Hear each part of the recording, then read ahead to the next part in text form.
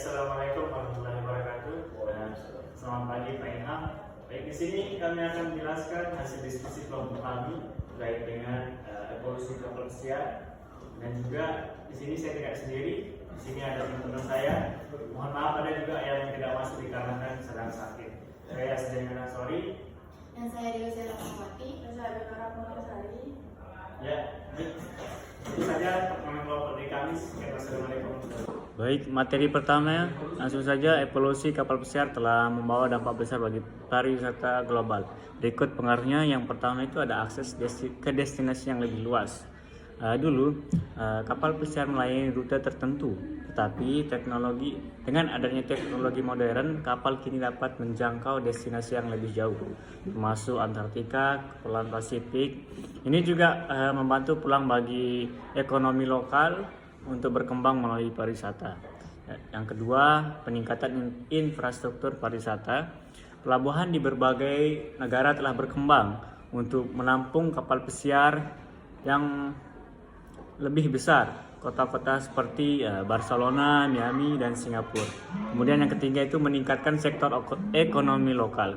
Ketika kapal pesiar berlabuh, ribuan wisatawan membanjiri destinasi, meningkatkan bagi bisnis lokal seperti restoran, toko souvenir, dan penyedia tur. Ini juga menciptakan lapangan kerja dan meningkatkan perekonomian di daerah wisata tersebut.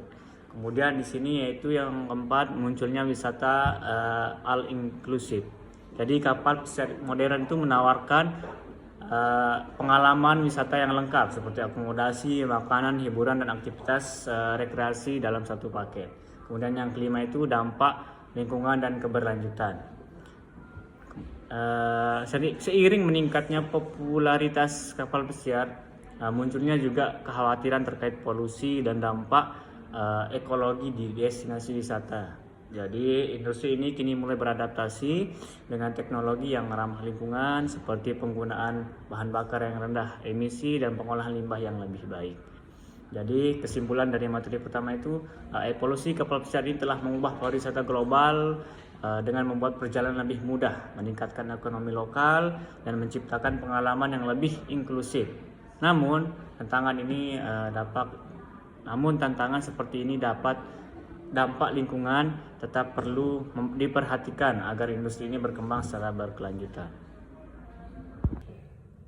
Baik, selanjutnya saya akan melanjutkan materi yang kedua, yang dimana itu terkait dengan tantangan yang dihadapi oleh kapal pesiar. Yang pertama itu ada dampak lingkungan dan regulasi, yang dimana polusi laut dan udara ini dari emisi bahan bakar kapal pesiar itu sendiri. Terus selanjutnya ada regulasi ketat terkait pengelolaan limbah dan emisi karbon. Yang kedua itu adalah overtourism dan dampak pada sosial, yang dimana lonjakan wisatawan di destinasi tertentu menyebabkan kepadatan dan kerusakan lingkungan. Terus juga menyebabkan potensi konflik dengan masyarakat lokal akibat perubahan ekonomi dan budaya.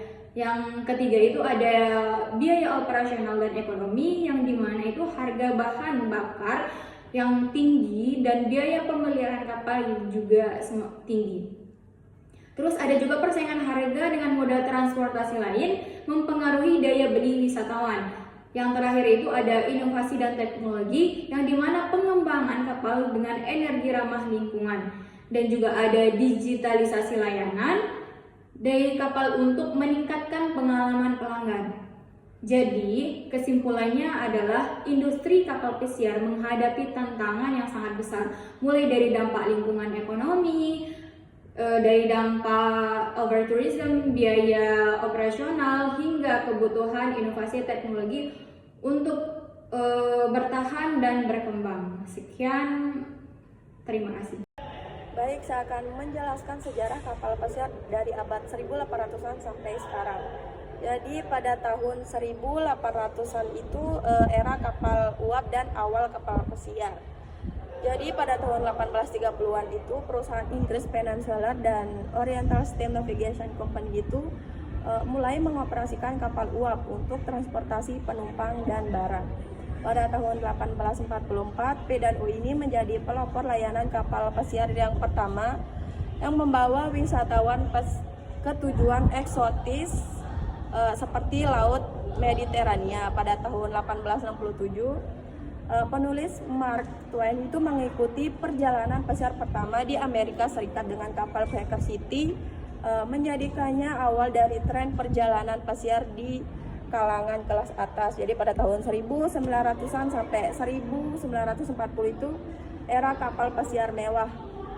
Tahun 1900-an itu perusahaan seperti White Star Line dan Cunard Line itu membangun kapal pesiar yang mewah, termasuk RMS Titanic pada tahun 1912.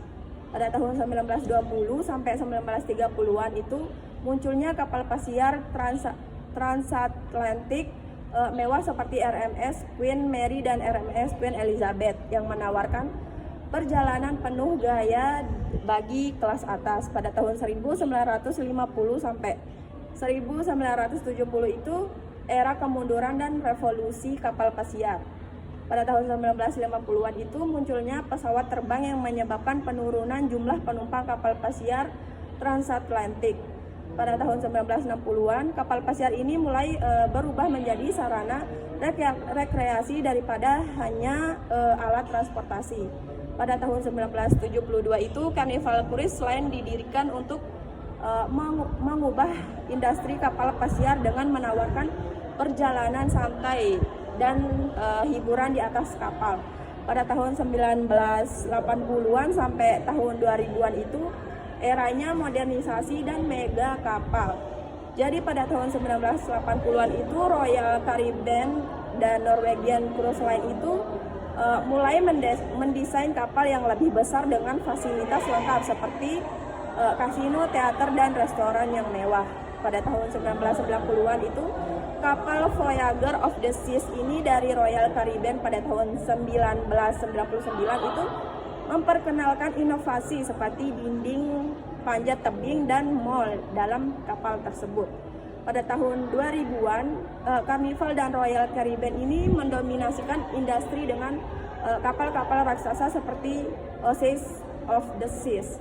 Jadi pada tahun 2010 itu eranya era teknologi dan keberlanjutan.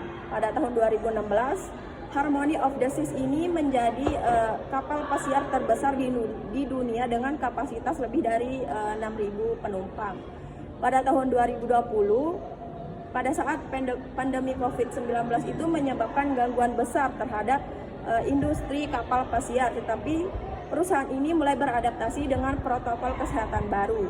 Pada tahun 2022, kapal pesiar ini mulai beralih ke energi ramah lingkungan seperti LNG atau liquefied natural gas untuk mengurangi emisi karbon. Pada tahun 2024 sampai sekarang ini, Icon of the Seas dari Royal Caribbean dijadwalkan menjadi kapal pesiar terbesar dengan konsep kota terapung dan teknologi yang berbasis ramah lingkungan. Di sini materi terakhir kami memilih destinasi yang populer yaitu di Lombok. Kenapa di Lombok? Dikarenakan di Lombok adanya pelabuhan Gelimas yang dimana di sana itu tempat bersandarnya kapal-kapal pesiar yang dari luar negeri ke Lombok untuk menikmati wisata-wisata yang ada di Lombok. Baik, terima kasih. Baik, terima kasih atas perhatiannya. Itu saja presentasi dari kelompok kami. Kurang dan lebihnya nanti kami akan diskusikan kembali atas hasil presentasi kami. Sekian, wassalamualaikum warahmatullahi wabarakatuh.